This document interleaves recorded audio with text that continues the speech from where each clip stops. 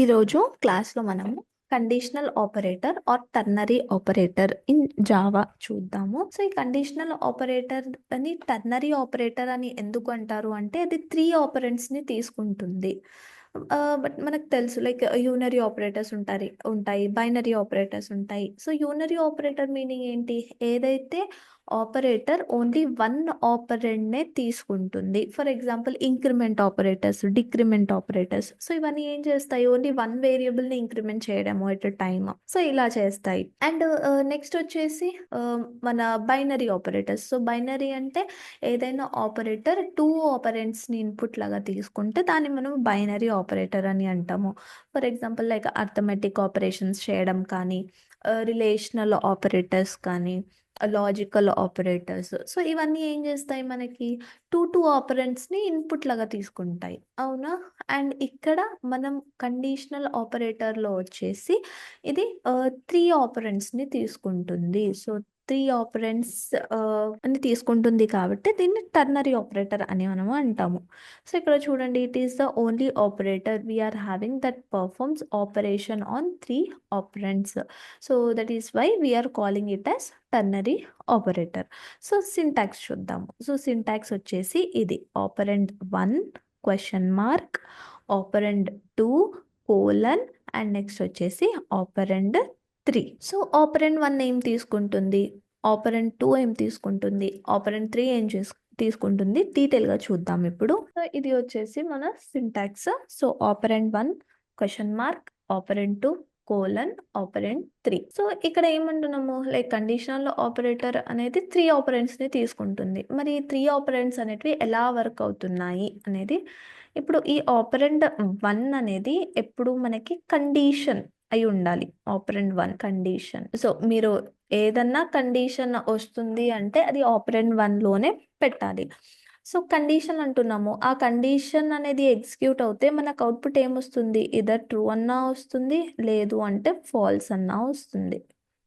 So కండిషన్లో నుండి వచ్చే అవుట్పుట్టే మనకి ట్రూ ఆర్ ఫాల్స్. సో ఇప్పుడు ఆపరెంట్ 1లో ఎప్పుడు మనకి ఏముండాలి? కండిషన్ ఉండాలి. సో ఆ కండిషన్ నుండి వచ్చేది ఏంటి? True or falls. ఓకే, అంటే ఇప్పుడు ట్రూ, సమ్ కండిషన్ ట్రూ అయింది అనుకుంటే సమ్ ఆపరేషన్స్ అనేటివి జరగాలి, అంతేనా? లేదు, ఇన్ కేస్ ఫాల్స్ అయింది అంటే సమ్ ఆపరేషన్స్ అనేటివి జరగాలి. అంటే సంథింగ్ ఏదైనా ప్రింట్ చేయడమో కానీ ఏదో ఒక ఆపరేషన్ జరగాలి అని అనుకుంటాము. సో అలా, సో ట్రూ అయినప్పుడు సంథింగ్ ఆపరేషన్స్ అవ్వాలి అని ఉంటుంది కదా, ఆ ఆపరేషన్స్ అన్నీ మనము ఆపరెంట్ 2లో ఎన్క్లోజ్ చేయాలి. ఏదైతే ఫాల్స్ అయినప్పుడు సంథింగ్ ఏదో జరగాలి అనుకుంటాం కదా, సో అవన్నీ ఆపరెంట్ 3లో ఎన్క్లోజ్ చేయాలి. సో ఇది వచ్చేసి మన సింటాక్స్ యొక్క మీనింగ్.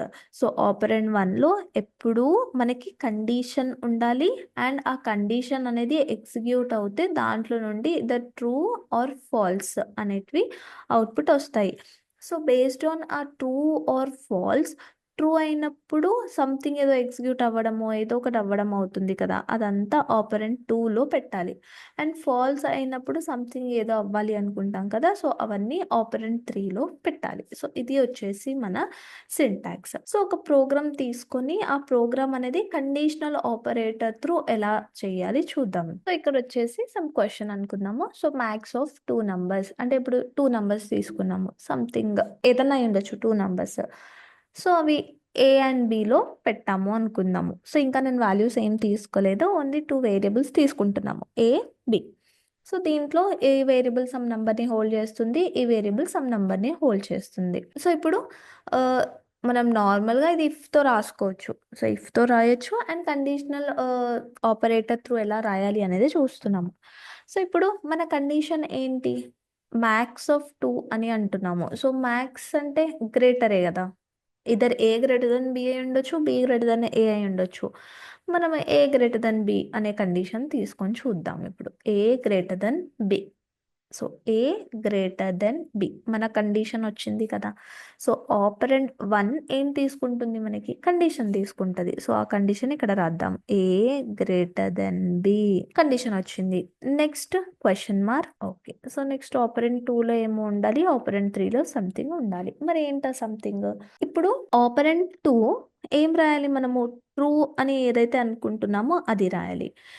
ఫాల్స్ అని ఏదైతే అనుకుంటున్నామో అది ఆపరెంట్ 3లో రాయాలి. అంటే ఇప్పుడు ఈ కండిషన్ అనేది ట్రూ అని అనుకుందాము, irrespective of values. So values ఏదన్నా ఉండనివ్వండి, మనము ఫస్ట్ లాజిక్ రాయాలి అంతే. సో ఈ సింటాక్స్ బేస్డ్ మనకి లాజిక్ అనేది రాస్తున్నాము. సో ఈ కండిషన్ అనేది ట్రూ అనుకుందాం, అది ఫాల్స్ అన్నా అవ్వనివ్వండి, బట్ ఫస్ట్ ఇది ట్రూ అని అనుకుంటున్నాము. ఓకే, సో ఇన్ కేస్ ఇప్పుడు ఇది ట్రూ అయ్యింది అన్నప్పుడు మీనింగ్ ఏంటి? ఏ అనేది బి కన్నా గ్రేటర్. అంటే అప్పుడు మనకి మ్యాథ్స్ దేంట్లో ఉంటుంది? ఏలో ఉంటుంది. అంటే ట్రూ అయినప్పుడు మనకి ప్రింట్ అవ్వాల్సింది ఏంటి? ఏ. అంటే ఇప్పుడు ఆపరెంట్ 2లో మనకు ఉండాల్సింది ఏంటి? ఏ.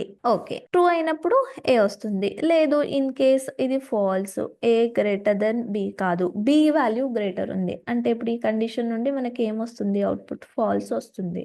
సో ఫాల్స్ అన్నప్పుడు ఏది ప్రింట్ అవ్వాలి? బి అనేది ప్రింట్ అవ్వాలి. So B. సో ఇది మన logic max of 2 numbers find out చేయడానికి. సో ఒకసారి ఎగ్జిక్యూట్ చేసి చూద్దాము. సో ఇది మన code and next some printing statements అంతే. సో ఒకసారి రాసి చూద్దాం ప్రాక్టికల్ గా. సో ఇక్కడ ఒక క్లాస్ క్రియేట్ చేద్దాము. సో ఇక్కడ నేను యూజ్ చేసేది ఎక్లిప్స్ ఐడిఈ. సో ఈ ప్యాకేజ్ లో ఒక క్లాస్ ని క్రియేట్ చేస్తున్నాను. క్లాస్ ఆపరేటర్ అని ఇద్దాము ఈ క్లాస్ కి నేమ్. అండ్ దీంట్లో మనకి మెయిన్ మెథడ్ కావాలి కాబట్టి మెయిన్ మెథడ్ ని సెలెక్ట్ చేస్తున్నాను. So main method and finish మన క్లాస్ అనేది క్రియేట్ అయింది. సో ఇప్పుడు కోడ్ కి మనము 2 వాల్యూస్ కావాలి. సో ఇప్పుడు 2 వాల్యూస్ తీసుకున్నాము.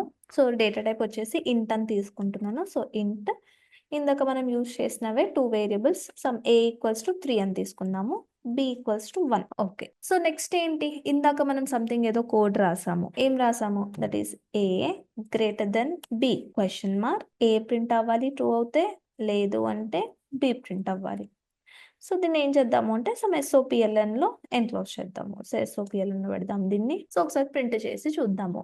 అంటే ఇప్పుడు మన ఎక్స్పెక్టేషన్ ప్రకారము 3 రావాలి ఆన్సర్. రన్ చేస్తున్నాను. సో ఇక్కడ చూడండి 3 వస్తుంది. ఓకే, ఇన్ కేస్ నేను వాల్యూ అనేది చేంజ్ చేశాను. ఇప్పుడు బి 10 పెడుతున్నాను అండ్ సేమ్ కోడే. సో కోడ్ లో నో చేంజెస్. వన్స్ కోడ్ రాసాము అంటే దాన్ని చేంజ్ చేయాల్సింది ఏం లేదు. మనం వాల్యూస్ నే చేంజ్ చేసి చూడాలి మన కోడ్ అనేది వర్క్ అవుతుందా లేదా అని. సో సేమ్ కోడ్ కి ఇప్పుడు అవుట్పుట్ ఏం రావాలి? మనకి 10 రావాలి. 10. సో చూడండి నేను వాల్యూస్ ఇక్కడ ఏం చేంజ్ చేసినా కానీ నాకు మ్యాక్స్ ఆఫ్ 2 నంబర్స్ అనేది మనం ఏదైతే లాజిక్ రాసామో వర్క్ అవుతుంది. మరి ఎలా వర్క్ అవుతుంది ఒక్కసారి అది కూడా చూద్దాము. డీకోడ్ చేసి చూద్దాము దాన్ని. సో ఇందాక వచ్చేసి స్టార్టింగ్, సో 2 కేసెస్ ఉన్నాయి మనకి. కేస్ 1 లో వచ్చేసి స్టార్టింగ్ ఇదే కోడ్, సేమ్ కోడ్కే కేస్ 1 లో ఏ వాల్యూ ఏముండే మనకి 3 తీసుకున్నాము, బి వాల్యూ 1 తీసుకున్నాము. సరే అవుట్పుట్ ఎలా వచ్చింది చూద్దాము. అండ్ సెకండ్ కేసులో వచ్చేసి ఏ వాల్యూ 3 తీసుకున్నాము అండ్ బి వాల్యూ 10 తీసుకున్నాము. మరి అవుట్పుట్ ఎలా వచ్చింది అనేది డీకోడ్ చేస్తున్నాం ఇప్పుడు. సేమ్ కోడ్ ఇందాక మనం ఏదైతే ఎక్లిప్స్లో రాసామో సేమ్ కోడ్కి ఈ వాల్యూస్ ఎలా వర్క్ అవుతుంది చూద్దాము. ఇప్పుడు ఏ వాల్యూ ఏంటి మనకి? 3 greater than B question mark. A value ఏంటి? 3 కోలన్, బి వాల్యూ ఏంటి? 1. అంటే ఇప్పుడు ఇది కండిషన్ మనది. ఈ కండిషన్ ఎగ్జిక్యూట్ అయ్యి ట్రూ అన్న ఫాల్స్ అన్న ఇవ్వాలి మనకి output. So 3 greater than 1. Yes, true. So 3 అనేది 1 కన్నా గ్రేటర్. అంటే ఇప్పుడు ఇక్కడ నుండి మనకి ఏమొస్తుంది? ఆపరెంట్ 1 నుండి ట్రూ వస్తుంది. సో ఆల్రెడీ తెలుసు ఇది వచ్చేసి ట్రూ. అంటే ఈ కండిషన్ నుండి మనకి ట్రూ అనేది అవుట్పుట్ వస్తే ఆపరెంట్ 2 ఎగ్జిక్యూట్ అవ్వాలి. ఇన్ కేస్ ఈ కండిషన్ నుండి ఫాల్స్ వస్తే ఆపరెంట్ 3 ఎగ్జిక్యూట్ అవ్వాలి. సో ఇప్పుడు ఈ కండిషన్ నుండి మనకి ట్రూ వస్తుంది. అంటే ఎవరు ఎగ్జిక్యూట్ అవుతారు? ఆపరెంట్ 2 ఎగ్జిక్యూట్ అవ్వాలి. అంటే అవుట్పుట్ మనకి ఏం రావాలి? 3 రావాలి. అదే వచ్చింది. అండ్ మ్యాక్స్ ఆఫ్ 2 కూడా 3ఏ కదా. ఓకే, సో సేమ్ కోడ్ మళ్ళీ ఇక్కడ ఈ వాల్యూస్ పైన చూద్దాం ఇప్పుడు. సో ఏ గ్రేటర్ దెన్ బి అంటే 3 greater then 10 question mark. Next A value 3, B value 10. So condition execute అవ్వాలి. సో 3 గ్రేటర్ దెన్ 10 కాదు, ఫాల్స్. సో ఫాల్స్ అన్నప్పుడు మనకి ఏ ఆపరెండ్ ఎగ్జిక్యూట్ అవ్వాలి, థర్డ్ ఆపరెండ్ ఎగ్జిక్యూట్ అవ్వాలి. సో ఇది ఎగ్జిక్యూట్ అవ్వాలి మనకి. అంటే అవుట్పుట్ ఏమొస్తుంది, 10 వస్తుంది. అవుట్పుట్ 10. అంతే కదా. ఇప్పుడు మ్యాక్స్ ఆఫ్ 2 నంబర్స్ 3 అండ్ 10లో మ్యాక్సిమం ఏది మనకి 10. సో అదే ప్రింట్ అవుతుంది.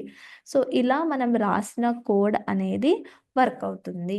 అండ్ ఇక్కడ మనము డైరెక్ట్ ప్రింటింగ్ స్టేట్మెంట్లో పెట్టొచ్చు ఈ కండిషన్ని. లేదు అంటే ఒక థర్డ్ వేరియబుల్ హెల్ప్ తీసుకొనన్నా పెట్టొచ్చు. లైక్ ఫర్ ఎగ్జాంపుల్ ఇంట్ రిజల్ట్ ఈక్వల్స్ టు ఈ కోడ్ ఏదైతే ఉందో ఈ కోడ్ని ఇక్కడ పెడుతున్నాము. అండ్ ఇక్కడ మనం ప్రింట్ చేయాల్సింది ఏంటి, థర్డ్ రిజల్ట్ వేరియబుల్ని ప్రింట్ చేయడము. సో ఇప్పుడు చూడండి, ఇక్కడ అవుట్పుట్ 10 వస్తుంది. సో ఇలా మన కండిషనల్ ఆపరేటర్ అనేది ఎగ్జిక్యూట్ చేస్తాము, లైక్ కోడింగ్ ఫామ్లో. సెకండ్ ప్రాబ్లం చూద్దాము. So check whether the given number is even or odd. So end user ఎప్పుడైతే ఒక నంబర్ ఇస్తాడో ఆ నంబర్ అనేది ఈవెనా ఆడా అనేది చెప్పాలి. బట్ ఇది మనం తో చేయొచ్చు, but using ternary operator use చేసి ఈ ప్రోగ్రామ్ అనేది మనము సాల్వ్ చేయాలి.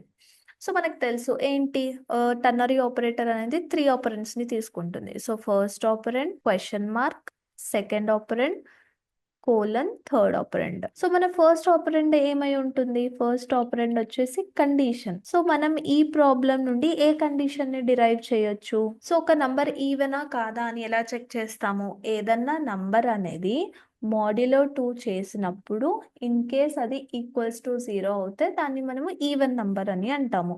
సో సేమ్ కండిషనే కదా. అంటే ఇప్పుడు ఎండ్ యూజర్ ఎన్ని ఇన్పుట్స్ ఇస్తాడు, only one input, that is number ఇస్తాడు. సో లెట్ us థింక్ ఆ నంబర్ అనేది నేను n లో సేవ్ చేస్తున్నాను. సో మన కండిషన్ ఏమవుతుంది ఇక్కడ, n modulo 2 equals to 0. So ఏదైతే ఒక నంబర్ అనేది ఇన్ కేస్ 2తో డివైడ్ అయినప్పుడు రిమైండర్ అనేది 0 వస్తాయి. ఇదే కదా మన కండిషన్. సో కండిషన్ ఇక్కడ రాద్దాము. So n modulus 2 equals to 0. In case ఇప్పుడు ఈ కండిషన్ సాటిస్ఫై అయినప్పుడు దీంట్లో నుండి ట్రూ వస్తే ఏం ఎగ్జిక్యూట్ అవ్వాలి, మనకి ఆపరెంట్ 2 ఎగ్జిక్యూట్ అవ్వాలి. సో ఇక్కడ ఏం రాయొచ్చు, ఇట్ ఈస్ ఈవెన్. లేదు అంటే ఇన్ కేస్ ఆపరెంట్ 1 నుండి మనకి ఫాల్స్ వచ్చింది అనుకుందాము. సో ఫాల్స్ వస్తే అది ఏంటి, ఈవెన్ నంబర్ కాదు, it is an odd number. So it is odd number. So ఇదే కదా మన ప్రోగ్రామ్. సో ఒకసారి ప్రాక్టికల్ గా చూద్దాం ఒకసారి ఇప్పుడు.